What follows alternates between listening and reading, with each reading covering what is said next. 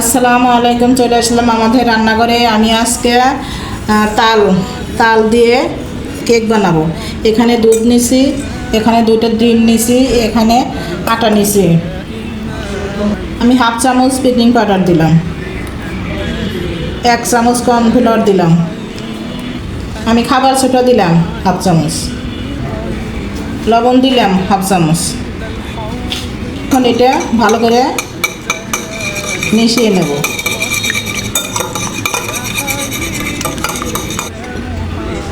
আমি 1 চামচ চিনি দেব, যে যেরকম মিষ্টি খাই এরকম।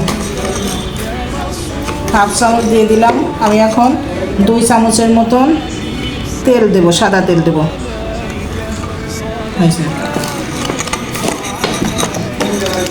মিক্স করে নেব। আমার মিক্স করা হয়ে গেছে। আমি এখন তালটা দিয়ে দেব।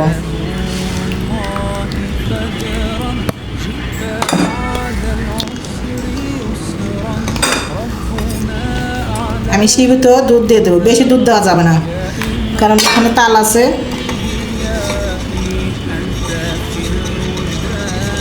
আমি এখন আটা দিয়ে দেবো, আপনারা ময়দা দিয়েও করতে পারেন।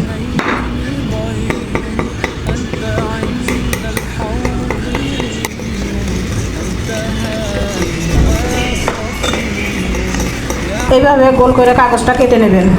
মোটা কাগজ থাকলে আর একটু ভালো হয়, মোটা কাগজটা দিলে ধরবে না, নিচে ধরে কাটে নেবে। আমি এইভাবে এটা বসা দেব। আমি একটু হালকা তেল দিয়ে এটা ব্রাশ করে নেব। এইভাবে আমি তেলটা ব্রাশ করে নেব কাগজের সাথে।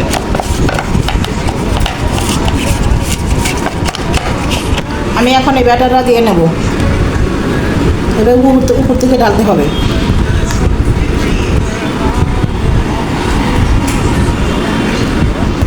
এইভাবে আস্তে আস্তে এটা ঝাঁকিয়ে নেবেন, যাতে বসে পড়ে। গ্যাপ ট্যাপ থাকলেই বসে যাবে।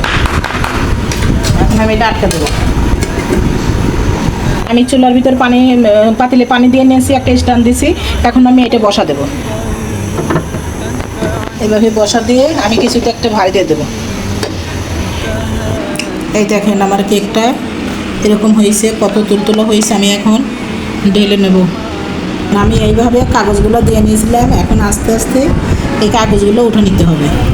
এই দেখেন কত সুন্দরভাবে উঠে আসতেছে। টমেটো উঠবে এদের সাথে। দেখেন আমার কেকটা কত সুন্দর হয়েছে। আমি এখন কেকটা কেটে নেব।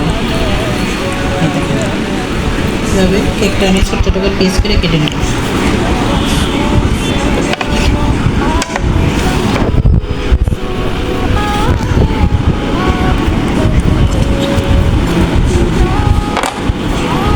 এই দেখেন কত সুন্দর হয়েছে, নরম হয়েছে। তালেরটা তো এরকম হবে, একটু হয়েছে।